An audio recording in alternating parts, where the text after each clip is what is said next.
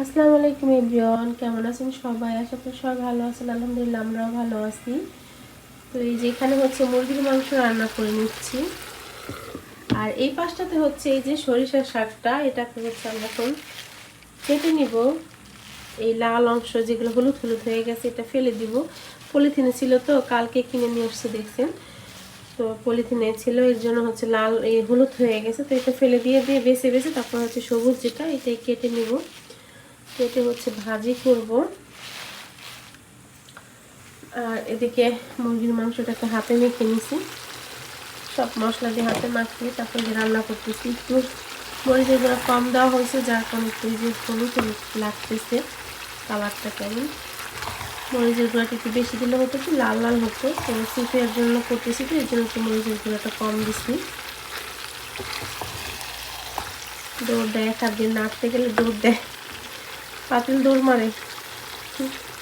এর জন্য হচ্ছে এক হাত দিয়ে ধরতে হবে, তারপর হচ্ছে নাড়তে হবে, এইভাবে করে হবে না। তো ঢেকে দেই। আমি হচ্ছে চিকেনটাকে কষিয়ে রান্না করব, ভালো করে কষিয়ে নেব। আর যতটা কষাবেন মাংস ততটা মজা হবে, যে কোনো মাংসই মশলায় কষালেই মজা হয় বেশি। তো এই যে শাকটা কেটে নিছি, সম্পূর্ণ শাকটা ভালো করে বেছে কেটে নিছি। আগে হচ্ছে চাকু ধরতে ভয় পেতাম, এই চাকুটা ধরতে, এখন হচ্ছে এটা দিয়ে শাক কাটলাম। কি বলবো, কথাই আছে না, একবার না পারলে দেখো শতবার। সত্যি কথা, পারিব না এ কথাটি বলিও না, একবার না পারিলে দেখো শতবার। সত্যি কথা, এখন ছুরি দিয়ে আমি কাটতে পারি। যাই হোক, এখন হচ্ছে পেঁয়াজ মরিচ রসুন কেটে নিব। অফ ক্যামেরায় কাটি, এক হাত দিয়ে কাটতে পারবো না। আর এখন হচ্ছে রাতের বেলা তো স্ট্যান্ড এই সাইডে রাখতে হবে, এই পাশটায়, তো ভালো লাগতেছে না, এই জন্য হচ্ছে গিয়ে। আর আমি এইখানে ক্যামেরা মোবাইল রেখে ভিডিও করি, তো এখন হচ্ছে গিয়ে আমাকে অন্ধকার লাগবে, কালো কালো লাগবে, যেহেতু আমি কালো। আর এখন অন্ধকার আরও বেশি কালো লাগবে, যার কারণে হচ্ছে অফ ক্যামেরায় আমি পেঁয়াজ রসুন কেটে নেব। এই পাশে এই যে শাক ভাজির জন্য পেঁয়াজ রসুন কাঁচামরিচ দিয়ে দিচ্ছি, তেলে ভেজে নিচ্ছি। আর শাকটা এই পাশে হচ্ছে ধুয়ে রেখে দিচ্ছি পানি ঝরাতে। তো এখন শাকটা দিয়ে দেবো এই তেলের ভিতরেই, পেঁয়াজ রসুনের ভিতরেই। এই পাশটাতে এই যে চিকেনটা রান্না হয়ে গেছে, এখন কালার সুন্দর আসছে, তখন কেমন যেন একটা কালার আসছিল। তো যাই হোক, এই যে শাকটা ধুয়ে নেওয়া হয়েছে, পানি ঝরাতে দিচ্ছি আমি।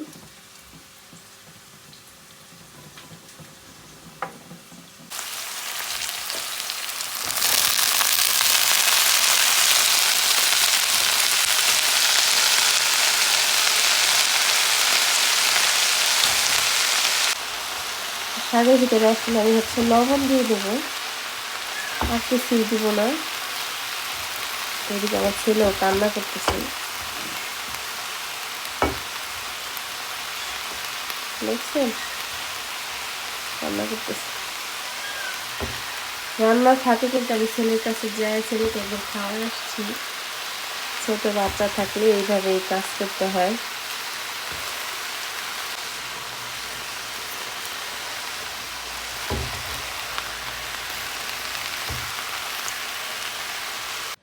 তো এদিকে এই যে বাবু উঠে গেছে, বাবুর কাছে আসছে। আর এদিকে মিশিয়ে কাপড় ধোয়া হয়েছে, তো আগের যে কাপড়গুলো ছিল সেগুলো এখানে সামনে ভাঁজ করে নিচ্ছে। আর মিশিংয়ের কাপড়গুলো এখন বের করে হচ্ছে শুকাইতে দিতে হবে। আর এই যে সুফিয়া ম্যাডাম, কি অবস্থা আপনার? এখন কি অবস্থা? হ্যাঁ, কি অবস্থা তোমার? দেখি দেখি তো, দেখি তো, দেখি তো। আর এই চাদর এখানে নামায় রাখছে, এই দুটো এখন মিশিংয়ে দিয়ে দেবো। আর এই যে পাপা, মাশাআল্লাহ পাপা, ওর পাপা কি করে? কি করো তুমি পাপা? কি করে বাবা? মাশাআল্লাহ।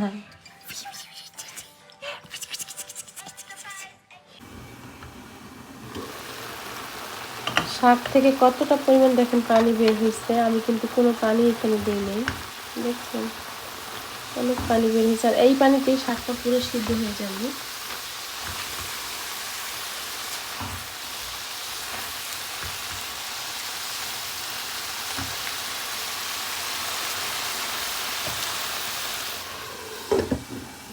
এদিকে যে শাক ভাজিটা হয়ে গেছে, এখন আমি নামিয়ে নেব। আর এই কড়াইতে এখন হচ্ছে আমি পালং শাক দিয়ে চিংড়ি মাছ রান্না করে নেব।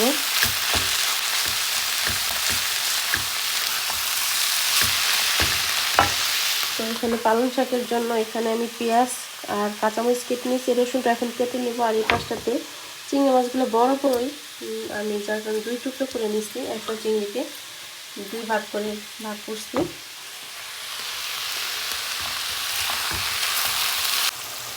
এখানে যে চিংড়ি পালং রান্না করার জন্য পালং শাক আর কি, এখানে দিয়ে দিচ্ছি পেঁয়াজ, কাঁচামরিচ, রসুন।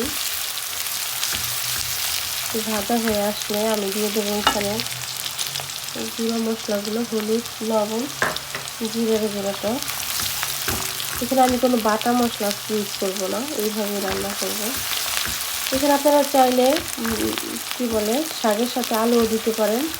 ডায়াবেটিসের কারণে আমি দিচ্ছি না, কারণ এমনিতে মুরগির মাংস রান্না করা হয়েছে আলু দিয়ে। আবার এটা দিলে হয়তো আমার এক পিস অবশ্যই খাওয়া হবে, এই ভয়ের কারণে দিচ্ছি না আলু। আর ডায়াবেটিসে আলুর প্রচুর ক্ষতি, এটা জেনেও মাঝে মাঝে খেয়ে ফেলি। কী করবো, লোভ সামলাইতে পারি না, এটাই হচ্ছে সমস্যা।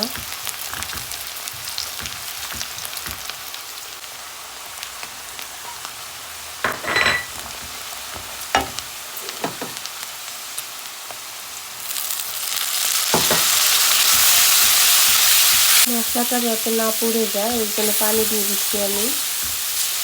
এখন চিংড়ি মাছটা দিয়ে দেবো। চিংড়ি মাছটা আমি ভালো করে ধুয়ে নিচ্ছি কাটার পরে।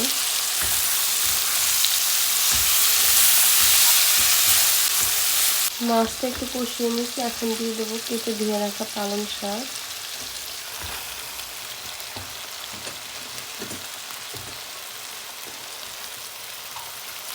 ঢাকনা লাগিয়ে দিচ্ছি। আর বাবু কিন্তু আমার কোলে অনেকটা টাইম দেখে না, কান্না করতেছে, তাই নিয়ে আসছি।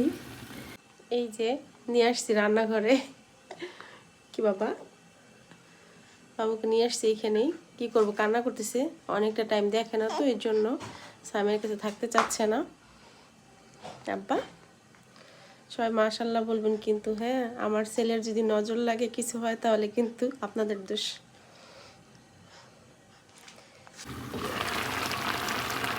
এই যে পালং শাকের তরকারিটা হয়ে গেছে, চুলাটা অফ করে দিব। আর এই ছেলে দেখেন চিল্লাইতেছে।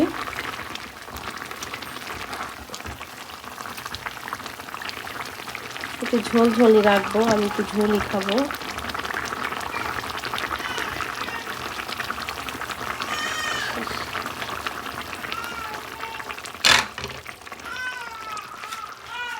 এখানে এই যে শাক ভাজিটা, আর এই যে মুরগির মাংস, আর এই যে পালং শাকটা হয়ে গেছে। সব রান্না বান্না কমপ্লিট রাতের।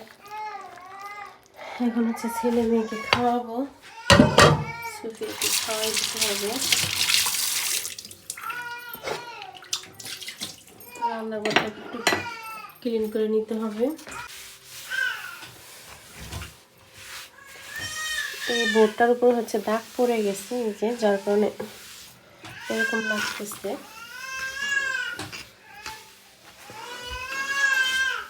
দাঁড়াও।